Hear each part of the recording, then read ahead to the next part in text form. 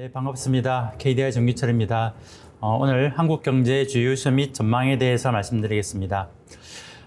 최근 우리 경제를 보면 평소에 잘 보지 못하던 숫자들이 이제 많이 나오고 있는데요. 우선 성장률을 보면 왼쪽 그림에서 보시다시피 작년 2025년 한 1, 4분기까지만 하더라도 상당히 안 좋은 모습이었는데 그것이 좀 성장률 많이 확대되고 특히 올 1, 4분기에는 전년 동기 대비 3.8% 그리고 오른쪽 그림 보면 이제 전기 대비로 이제 1.8%입니다. 한 분기에 한 1.8% 증가했으면 이게 1년 정도 누적되면 상당히 높은 성장률이 될 것인데요. 이렇게 뭔가 성장률은 상당히 좋은 그런 모습입니다. 그리고 이것은 근래 보기 힘든 숫자이기도 합니다. 이런 그 성장률의 이면에는 반도체 호황이라는 특수가 있습니다. 지금 많은 분들이 이제 실제 느끼고 있고 주식시장에도 많이 반영되고 있습니다. 여기에 대해서 이제 내수도 이제 일부 개선되면서 경제가 전반적으로 조금 나아지고 있는 그런 모습으로 이해할 수 있겠습니다. 산업별로 보면 말씀드렸듯이 반도체가 워낙 크게 반응했기 때문에 그 제조업, 서비스업, 건설업으로 보면 제조업이 아주 빠르게 성장하는 그런 모습이고요. 서비스업은 아주 등락이 크진 않지만 보시다시피 조금씩 계속 개선되어 나가는 그런 모습입니다. 건설업은 여전히 좀 마이너스 쪽에 있어서 좋다고 이렇게 말하기는 어려울 것인데요. 그래도 작년에 있었던 그 부진보다는 적어도 감소폭은 조금 축소되면서 이 부분도 성장에 조금은 기여하고 있는 그런 상황입니다. 그래서 다수의 산업에서 좋아지는데 그 중에서도 특히 이제 반도체가 이제 좋은 그런 모습으로 이해할 수 있겠습니다. 내수를 보더라도 괜찮습니다. 이제 정부 소비가 대략 한 3% 정도 내외로 이렇게 올라와 있고요. 민간 소비가 2025년 초반이나 아니면 2024년 말 정도 보면 대략 한 1% 정도였는데 지금은 이제 2%를 상회하는 그런 수준으로 이제 올라왔습니다. 투자 쪽을 보더라도 이제 설비 투자, 건설 투자, 좀 안 좋았던 부분들이 이제 조금씩은 반등해 나가는 그래서 수출도 좋지만 소비, 투자 이쪽 부분도 조금은 개선되는 그런 모습으로 이제 볼 수 있겠습니다. 중동 전쟁이 최근에 좀 긍정적인 뉴스도 이제 많습니다만 그것이 결국에는 원유 수입에 의존하고 있는 우리 경제에는 또 부정적인 영향을 미칠 수밖에 없을 것입니다. 소비자 물가가 이제 올라가고 있고요. 그다음에 근원물가도 올라갑니다. 근원물가는 에너지, 식료품 이런 부분을 제외한 그러니까 유가의 직접적인 영향이 좀 덜 반영된 부분이라고 볼 수 있는데 그 부분도 사실 올라가고 있습니다. 그리고 보시면 근원물가가 올라가고 있는 것이 비단 그 중동 전쟁 이후만은 아닙니다. 그 전에 보시다시피 2025년 1, 4분기부터 이렇게 흐름상으로 이렇게 조금씩 올라가고 있는데 이 부분이 그래도 내수도 조금씩 회복되고 있는 그런 그 부분을 좀 반영하고 있는 그런 상황입니다. 근데 좀 최근에 고용이 조금 안 좋아지는 그런 모습도 사실 관측됐습니다. 취업자 수 증가를 보면 이제 대략 한 20만 명 내외였다가 지금은 좀 많이 위축되어 있는 그런 모습이고 이것이 다시 반등할 수 있을지가 또 관건이 되겠습니다. 중동 전쟁이 반도체에는 큰 영향을 미치지 못하겠습니다만 내수에는 이제 결국 비용 상승에 영향이 생기면서 그쪽과 관련된 부분들이 조금은 타격을 받을 수밖에 없는 그런 모습으로 이해를 하고 있습니다. 그 앞에 조원 박사님께서 이제 말씀해 주시기를 이제 세계 경제가 전체적으로 보면 이제 작년보다는 좀 안 좋은 그런 모습으로 이제 볼 수 있겠는데요. 근데 그럼에도 불구하고 이제 반도체는 또 그 사이클과 조금 다르게 간 그런 측면이 있습니다. 왼쪽 그림이 이제 글로벌 세계에서 반도체가 이제 어떤 흐름을 보여주고 있느냐인데 이제 하늘색 선이 반도체 전체입니다. 전체를 보더라도 지금 50에서 100% 이 사이 정도로 아주 큰 증가이고요. 제가 앞쪽에 이제 성장률이 3.8%면 아주 좋다고 말씀드렸는데 이제 그 숫자와는 이제 비교될 수 없는 숫자이고요. 근데 한국은 반도체 중에서도 이제 메모리 반도체 많이 수출하고 있는데요. 그 부분은 1, 4분기에 이미 200%를 넘어서면서 아주 큰 폭이기 때문에 우리 경제 전반에 이제 영향을 미치는 그런 상황으로 이제 보입니다. 오른쪽 수출을 보더라도 반도체가 그러니까 왼쪽에 그런 반도체가 좋았던 게 이제 오른쪽 우리 한국 수출에도 이제 반영되게 될 것인데요. 한국 수출도 이제 이미 100%를 넘어서서 아주 큰 폭으로 증가하면서 전체 수출을 좀 이끌고 있는 그런 상황입니다. 그런 측면에서 봤을 때 이제 그 반도체가 아주 좋고, 근데 나머지 부분들이 뭐 그렇게 또 다 좋은 것은 아닙니다. 뭐 말씀드렸듯이 미국 관세 인상에 영향이 있고 중동 전쟁도 영향을 미쳤기 때문에 그 부분은 또 다른 반도체를 제외한 부분은 뭐 아주 긍정적인 모습이라고 말씀드리기 어렵고, 뭐 특히 뭐 최근에 자동차라든지 뭐 이런 쪽은 이제 뭐 관세 영향을 여전히 뭐 받고 있기 때문에 좀 뭐 그렇게 넉넉한 상황은 아니고요. 우리가 또 평소에 그 보기 힘들었던 숫자가 이제 경상수지입니다. 그리고 2023년도 초반만 하더라도 우리가 또 경상수지 적자가 나서 좀 많은 걱정을 했고요. 우리가 보통은 이제 적자보다는 흑자가 이제 많았는데요.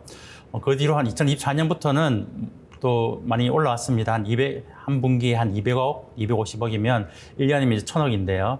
그 1000억이 뭐 아주 많다 이렇게 했는데, 이제 보시다시피 1, 4분기에는 800억이 넘었습니다. 이걸 뭐 연간으로 뭐 단순히 환산하면 이제 3천억 불이 넘는 그런 수준인데요.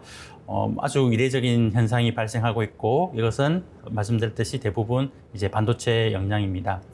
우리 보통 이제 경상수지가 이렇게 많이 늘면 이제 뭐 외화도 많이 들어오고 그러면 이제 환율이 조금 내려가는, 그러니까 원화 가치가 올라가면서 환율이 좀 내려가는 그런 상황을 좀 기대하지만, 사실 그런 상황보다는 좀 뭐 고환율 뭐 이런 상황으로 갔습니다. 뭐 지금 1,500원 여전히 높은데요.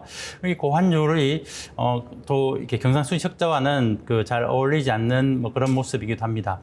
근데 우리가 좀 생각해 봐야 될 게, 경상수지 흑자가 생기면 또 그에 맞춰서 자본 유출이 생기면 똑같은 양이 발생할 수밖에 없는 그런 회계적인 그런 상황이 있는데요. 그래서 대규모의 경상수지 흑자가 나타난다는 말은 또 한편으로는 대규모의 자본 순유출이 발생하고 있다는 얘기이기도 합니다. 그러면 이제 환율은 이런 경상수지 흑자, 실물 사이드와 이제 금융 사이드를 이제 같이 조절해 줄 수 있는 뭐 그런 형태로 이제 해석을 할 수 있을 것인데요. 경상수지 흑자 자체는 이제 환율을 하락시키는 그런 것입니다만, 그것뿐만 아니라, 그러니까 왼쪽은 경상수지는 이제 반도체 경기 때문에 주로 드라이버가 된 유인이 된 것이고, 또 자본시장에서도 순유출이 되면서 이제 또 그것이 또 경상수지 확대를 하는 그런 상황인데, 자본 순유출은 환율이 상승하는, 다시 말해서 원화 가치가 떨어지는 그런 현상입니다. 우리가 관측하기로는 이 두 가지가 같은데요. 어느 힘이 더 센가를 보려면 이제 환율을 보면 됩니다. 지금 환율이 올라가고 있다는 것은 자본 유출 쪽에 더 힘이 세다는 뭐 그런 상황입니다. 그래서 우리가 뭐 정확하게 어느 정도인지는 알 수 없겠습니다만, 뭐 대미 투자가 좀 예정돼 있고, 또 이제 국내 금융시장도 이제 불안해지면 그것도 뭐 가격에 뭐 반영돼야 될 것입니다. 그래서 현 상황은 이런 고환율이라는 것이 좀 자본 유출에 조금 더 힘을 받은 뭐 그런 상황으로 이해해 볼 수가 있겠습니다. 올해 내년을 좀 전망을 해보면, 이제 작년에는 한 1% 정도의 성장률이었습니다. 제일 왼쪽 그림 GDP인데요. 올해는 뭐 저희는 한 2.5%로 봤고, 사실 시장에서 하는 전망보다는 조금 뭐 낮은 쪽에 속하긴 합니다. 보통 뭐 3%, 2.5에서 3%, 그리고 3% 넘는 쪽도 있긴 한데요. 뭐 여전히 작년보다는 이제 훨씬 좋은 그런 상황이고요. 내년에 1.7%인데 마찬가지로 뭐 다른 기간보다는 조금 낮긴 합니다. 그렇지만 저희가 이 수치를 해석할 때, 그러면 평소에 어느 정도 성장하면 적당한 수준인지를 보는 게 이제 잠재 성장률이 될 것인데요.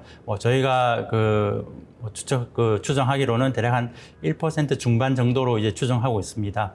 그거와 비교해 보면 뭐 올해도 그 수치보다 높고 내년에도 그 수치보다 높기 때문에 올해 많이 성장하고, 그리고 내년에도 그렇게 뭐 1.7은 올해보다 낮지만 그래도 나쁘게 해석할 그런 수치는 아니라고 뭐 보입니다.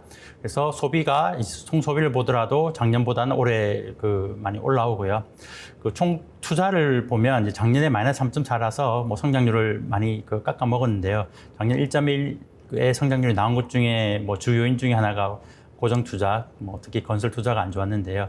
그 부분이 이제 일부 회복되는 그런 상황으로 보이고, 총 수출은 아까 말씀드렸듯이 이제 글로벌 경제 환경 자체가 그렇게 우호적이지는 않지만, 이제 반도체 상황이 뭐 좋아지면서 뭐 4.3, 4.6, 뭐 우리가 성장률은 뭐 2% 이 정도인데 그에 비해서 뭐 훨씬 나아지는 그런 상황입니다. 그래서 이런 전망의 뒤에 있는 것은, 일단은 반도체 수요가 급증한 그것이 뭐 성장률을 가장 크게 많이 이끌은 그런 부분도 있고, 또 그것이 내수로도 뭐 일정 부분 파급이 될 것입니다. 뭐 주가가 올라간 측면도 있고, 그리고 뭐 임금을 또 많이 받기도 하고, 그런 소득도 개선되고, 그리고 뭐 정부에서도 소비를 지원하는 그런 정책도 이제 많이 진행되고 있기 때문에 그 부분이 이제 내수를 좀 개선시키는 그런 부분이 되겠습니다. 그 내수의 그 성장률을 조금 뭐 예전과 비교해 보면 좀 많이 낮은 상황인데요. 한 10년 전이랑 이렇게 비교해 보면, 그래서 내수를 뭐 저희가 볼 때 좀 단기적인으로는 이제 뭐 문제가 있다기보다는 약간 구조적인 그 문제가 조금 더 반영되면서 이제 그 수치도 낮고, 또 우리가 흔히 그 뭐 K 그 성장 이렇게 많이 하면서 반도체는 좋은데 다른 부분은 뭐 그렇지 못하다 이런 부분도 그 반도체는 이제 그 사이클을 탄 것이고, 다른 부분도 뭐 사이클이 그렇게 나쁘다기보다는 뭐 사이클상으로 그 큰 문제는 없습니다만 그 구조적으로 좀 많이 그 성장률이 낮아지는 그런 구조적인 문제가 조금 더 크다고 봅니다. 앞쪽에서 말씀드린 것이 이제 표로 이제 말씀드린 것이고요. 한 네 번째 보면 건설 투자가 있는데, 24년에도 마이너스였고, 뭐 25년에도 마이너스 9.7이면 뭐 너무 큰 숫자이고, 올해도 저희가 거의 성장을 하지 않는 뭐 그런 모습으로 이제 그 전망을 했습니다. 보통 아주 크게 감소하고 나면 우리가 흔히 뭐 기저효과 이러면서 그거에 비해서는 좀 나아지는 그런 경향이 좀 많이 있는데요. 건설 투자가 뭐 올해 그리고 내년에도 그렇게 뭐 높은 숫자가 아닌 것은 건설 투자에 상당한 뭐 구조적인 문제도 뭐 함께 있다, 이렇게 볼 수 있겠습니다.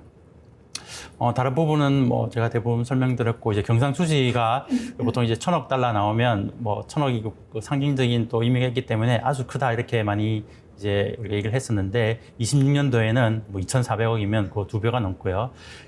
내년에는 뭐 그거보다는 좀 작겠지만 여전히 2,000억 불을 넘는, 그래서 아주 대규모의 경상수지 흑자가 이제 발생하고 있고요. 소비자 물가는 뭐 이미 그 두바이유 이런 것들이 올라갔기 때문에 그 부분이 좀 많이 반영되면서 2.7%를 전망했습니다. 우리가 소비자 물가 그 목표치가 이제 2% 내외로 이제 관리하는 것인데요. 그보다는 좀 많이 높은 그런 상황이고, 실제 뭐 정부에서 그 많은 정책을 하고 있습니다. 최고 가격제라든지 그런 부분이 이제 소비자 물가를 일부 낮춘 그런 경향도 있겠습니다만, 뭐 그럼에도 불구하고 뭐 여전히 좀 높은 그런 상황으로 이해해 볼 수 있겠습니다.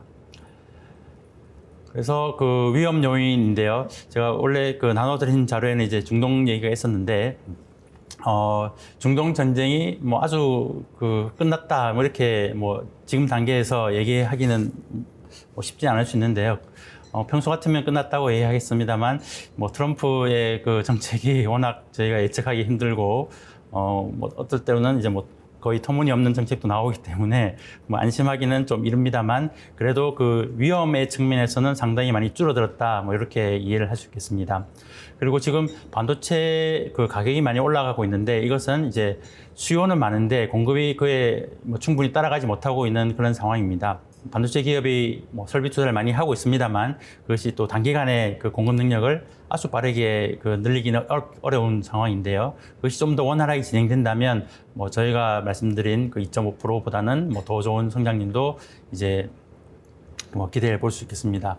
그 위험 요인은 앞쪽에 이제 조원 박사님도 말씀해 주셨는데, 지금 뭐 보이는 지표 자체가 금융시장이 그 변동성이 뭐 상당히 그 높고요. 그리고 그 뭐 주식 이런 것들의 그 가격이 상당히 많이 올라가 있는 상황이고, 그것이 그냥 주가만 올라간 것이 아니라 그 뒤에는 또 부채가 또 뭐 따라 붙어 있는 그런 상황입니다. 그리고 우리가 뭐 주가의 방향을 뭐 예측하기 어렵습니다만, 뭐 이렇게 큰 변동성이 있는 상황에서 그 혹시 또 안 좋은 방향으로 갔을 때는 또 경기에 또 상당한 부담이 있을 수 있겠다, 이렇게 보입니다. 그다음에 조금 더 이제 장기 이슈로 이제 말씀드리면, 이제 그 한국에 이제 해외 투자가 많이 증가하고 있습니다. 우리가 뭐 서학개미 이렇게 얘기하는데요.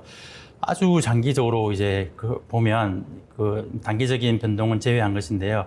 우리가 소득을 이제 100을 벌었다 그러면 그중 일부는 지금 당장을 위해 쓰고 일부는 또 투자를 할 것입니다. 근데 한국을 보면 대략 한 65% 정도는 그 당장의 소비, 그것이 민간 소비일 수도 있고 정부 소비일 수도 있고요. 한 65%는 소비를 하는 데 쓰고 35%는 이제 미래를 위해서 이제 씁니다. 그 미래를 위해서 쓴 것이 그 궁극적으로 국내 기업에서 이제 국내에서 투자로 이어질 수도 있고요. 그것이 해외로 나갔는데 그것이 뭐 궁극적으로 이제 해외에서 이제 투자로 되는 뭐 그런 부분도 있을 것입니다. 이 35% 소득 중에 35%를 투자했는데 그 구성은 사실 좀 많이 바뀌고 있습니다. 2000년도에는 뭐 대부분이 이제 국내 투자였다면 이제 그것이 점점 늘어나고 이제 해외 투자가 조금 더 늘어나는 뭐 그런 상황입니다. 이 현상을 좀 이해하기 위해서 그 일본과 좀 많이 우리가 비교를 하는데요. 그 일본을 보면 우리가 인구 구조가 상당히 많이 닮았다 이렇게 얘기를 많이 합니다. 한 20년의 시차를 두고 한국과 일본의 그 인구 구조를 보면 상당히 많이 닮았는데요. 이제 그와 또 비슷하게 20년의 시차를 두고 한국의 생산성, 그러니까 똑같은 투입을 해서 얼마나 많이 생산할 수 있는가를 보더라도 뭐 비슷합니다. 그래서 뭐 한국과 일본이 뭐 반드시 똑같은 것은 아닙니다만 이런 아주 거시 경제에 영향을 미치는 요인들이 이렇게 비슷하게 가면 또 거시 경제도 또 비슷하게 갈 수도 있습니다. 그래서 일본에서 발생했던 일을 이제 뭐 보면 한 20년 뒤에 뭐 한국에서도 뭐 유사한 뭐 현상이 발생할 수 있는데요. 우리가 투자를 결정할 때는 뭐 가장 중요한 것이 뭐 수익률일 것입니다. 뭐 국내의 수익률이 좋으면 국내에 투자하고 뭐 해외 수익률이 좋으면 해외 투자할 것인데요. 이 일본에서 국내랑 해외 투자 수익률이 좀 역전된 것이 한 80년대 중반입니다. 그러면 80년대 중반을 넘어서면서 좀 해외 투자의 유인이 좀 강해지는 그런 상황이고요. 그 오른쪽 그래프가 이제 그 해외 투자가 이제 검정색인데요. 순회의 투자가 한 80년대 중반부터 이제 많이 늘어난 상황입니다. 해외 투자가 이렇게 많이 늘어나면 그것이 결국에 이제 국내에서 생산되기보다는 이제 해외의 어딘가에 그 기업의 이제 투자로 이어지게 되는데 그러면 국내 생산이 줄면서 이제 순수출이 좀 낮아지는 그런 상황으로 전개되었고 그렇지만 이제 해외 투자를 했기 때문에 거기서 나오는 수익이 있습니다. 그것이 소득 수지인데요. 소득 수지가 뭐 거의 최근에 GDP 한 6%까지 이제 올라왔습니다. 이것이 얘기해 주는 것은 이제 국내의 생산성이 조금 안 좋아지는 방향으로 가면 뭐 투자자들은 이제 해외 투자를 좀 더 많이 하게 되고 그럼 소득의 원천 자체가 국내에서 벌어들이는 것도 있지만 이제 해외에 투자한 것에서 이제 벌어들이는 그런 현상이 생기고 있고 그리고 한 2010년대를 지나가면서 그 순수출이 이제 그 마이너스로 일본은 전개되었습니다. 그러면 좀 전에 말씀드린 것을 이제 한 플러스 20년 하면 이제 한국은 무슨 일이 생기고 있을까를 보면 그 일본이 한 80년대 중반이었다면 한국은 한 2000년대 중반 정도에 이제 투자 그 수익률이 좀 바뀌기 좀 시작했습니다. 보통 그 신흥국일 때는 좀 투자 수익률이 좀 높은 경향이 있고요. 뭐 이것이 한국의 뭐 발전을 뭐 반영한다고 볼 수 있겠습니다만 투자의 관점에서 보면 좀 더 해외가 좀 더 우호적인 그런 투자 환경으로 이해를 할 수 있을 것이고요. 뭐 그 부분과 좀 약간 맞물려서 우리가 해외 투자가 검정색 선인데 오른쪽에서 좀 많이 늘어나는 그런 상황으로 이제 전개되었고 그리고 해외 투자를 많이 하다 보니까 그러면 이제 소득의 원천도 이제 해외 투자한 소득 수지라고 보였는데요. 해외 투자한 것에서 이제 소득을 많이 받고 이제 순수출은 조금씩 줄어드는 뭐 그런 상황입니다. 물론 그 올해 내년 순수출은 아주 크겠습니다만 뭐 아주 큰 장기적인 흐름에서도 이제 그것이 유지될 수 있을지는 이제 좀 더 지켜봐야 되는. 그래서 만약에 우리가 일본과 유사한 경로를 겪게 된다면 뭐 일본처럼 이제 순수출은 좀 줄고 좀 해외에 많이 투자하는 그런 흐름으로 갈 수 있을 거라고 보입니다. 제가 좀 단기적인 것과 좀 장기적인 것을 좀 이제 많이 좀 섞어서 이제 말씀드렸는데 좀 이제 정리를 하면 지금 대외적으로는 이제 미국 관세가 우리가 처음 걱정했던 것보다는 좀 낮은 수준입니다만 여전히 있고 중동 전쟁도 뭐 전쟁 자체는 끝났습니다만 그 유가가 전쟁 이전 수준까지 떨어지기에는 좀 더 시간이 걸릴 뭐 그런 부정적인 요인도 있고요. 그렇지만 반도체 수요가 워낙 많이 급증을 했기 때문에 그 부분이 긍정적이고 또 정부에서 재정 지출도 많이 확대했기 때문에 우리 성장률이 우리가 평소 잠재 성장률보다는 좀 더 높은 그런 국면으로 보입니다. 그리고 현재 뭐 3고 얘기를 많이 하는데요. 고물가, 고금리, 고환율인데요. 약간 좀 부정적인 측면만 너무 반영된 것 같아서 이제 제일 처음에 이제 고성장이기도 합니다. 특히 올해 2.5%면 뭐 상당히 높은 성장률이고요. 사실 뭐 고물가는 이제에 따라서 이제 고금리는 뭐 보통 같이 가는 것인데 또 고성장하고는 이제 반드시 같이 갈 필요는 없기 때문에 그렇고 또 특히 뭐 이 네 가지 이외에도 뭐 조원 박사님도 많이 말씀해 주셨습니다만 금융시장의 지표들이 워낙 그 불안정하고 변동성이 높은 그런 상황도 뭐 앞쪽 4개와 반드시 같이 갈 필요는 없는데 최근은 그런 상황인 것으로 보입니다. 그리고 이제 중장기적으로 보면 이제 해외 투자 증가세가 좀 많이 있고 또 단기적으로도 뭐 미국에 대한 투자라든지 이런 것들이 좀 많이 있어서 이제 환율이 상승하고 또 환율이 상승하면 수출 기업에는 뭐 좋겠습니다만 또 한편으로는 내수 기업에는 좀 부담으로 작용하는 그래서 우리 흔히 뭐 K자가 조금 더 좀 심해질 수 있는 그런 뭐 요인이기도 합니다. 그래서 지금 아주 그 성장률이 높은데요. 이것이 이제 아주 계속되기는 어려울 것입니다. 그리고 계속되기 위해서는 뭔가 구조개혁을 해서 우리 좀 성장 동력 자체를 좀 높이는 그래서 반도체 이외의 산업에서도 우리가 많이 성장할 수 있는 그런 환경을 만드는 것도 우리 이번 기회에 좀 다시 생각해 봐야 될 것 같습니다. 제가 준비한 것은 이 정도입니다. 감사합니다.